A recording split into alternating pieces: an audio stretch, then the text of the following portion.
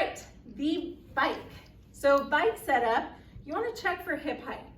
So hip height is where your hip bone literally comes out and you can feel it sticking out. So that's hip height, and that's where I want my seat.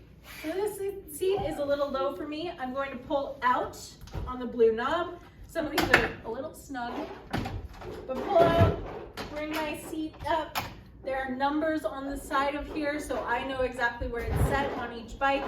Every bike's the same, so once I know my number, I can set it there as soon as I get on. Push that knob all the way down. If it's out here, my seat's gonna wiggle. If I push it all the way in, which sometimes is hard, my seat is now stable. Same thing with handlebars. I can pull out, adjust high or low. Usually you want them in line with your seat or maybe a little bit higher. If you have some back issues, push in all the way here.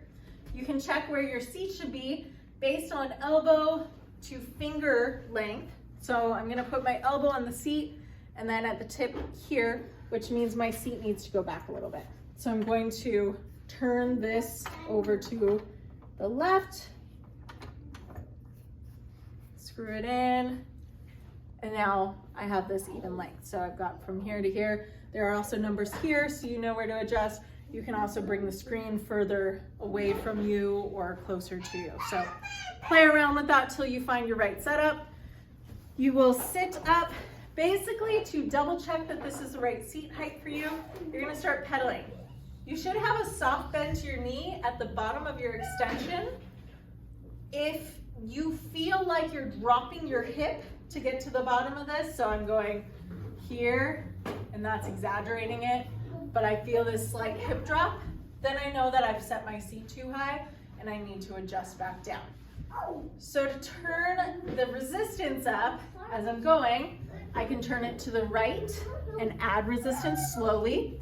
I can turn the blue knob to the left, take it off slowly, or I can take this silver, or some of them are black, knob up to the right to add a whole gear ring, take it off. Just play around with it. If we're adding from going as easy as possible to raising hell, you're probably gonna take the silver knob up, or if you're gonna go stand, take the silver knob up and then put it down to rest. So to turn this machine on, this is the most complicated part. We are going to, looking at this screen, here we go. So looking at the screen, you're gonna hit stage once. When you hit it, you'll see that top screen light up. Hit it a second time. You're on your warm-up screen. Now, this is great, that's fine. You can do that and you'll see your watts that you're currently holding. There they go. So you can definitely do that, but you are not going to get a distance or a time. So if we're doing something for distance, you are gonna be sorry. Or your partner is gonna be sorry. So hit it a third time. You'll see the other half of the screen light up. Now you have numbers on both sides. This is what you want in order to get your distance. Oh, thank you. So in order to get your distance and your average watts. So usually we don't use average watts. You would need them for a baseline test though. I don't know why they're increasing right now, that's strange. But basically you'll need your average watts for a baseline test, or you could use them if you were holding, say, endurance or race pace for 2 minutes or longer. You could use those average watts because they're not gonna jump around as much. My regular watts, as I'm going, are gonna kind of jump up and down all around the place. My average watts are gonna stay pretty consistent. Say that we were doing 30 seconds of a lower pace and then going up to 2 minutes endurance, and I don't want my average to be the average of that lower pace. I can hit stage once.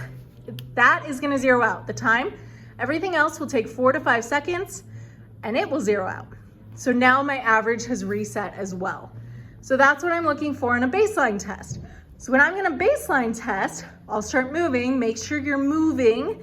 This will not change. So if I'm paused, and the screen's gonna pause, and then I hit stage, nothing is going to change. So I have to be moving in order for this to work. So there, hit it, and see it didn't zero out of my time. I have to be moving. So baseline test, you're gonna go, get your watts up to where you think you could hold them for 4 minutes. Once you're there, so you're not zeroing out from your trying to ramp up, you'll hit stage once, make sure that time zeroes out. As long as the time zeroes out, you're good to go. Go for 4 minutes. At the end of 4 minutes, You're giving me your average watts in the upper right-hand corner.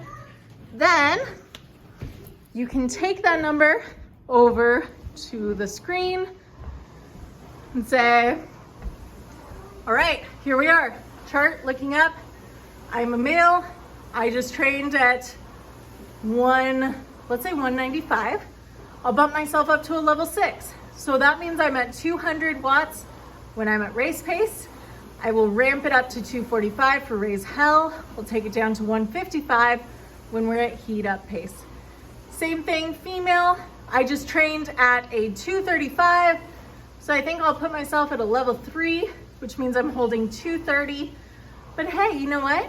I'm getting better. All of a sudden, I think maybe I could attempt for level 2 numbers, or in baseline testing again, and I think I want to try for a level up.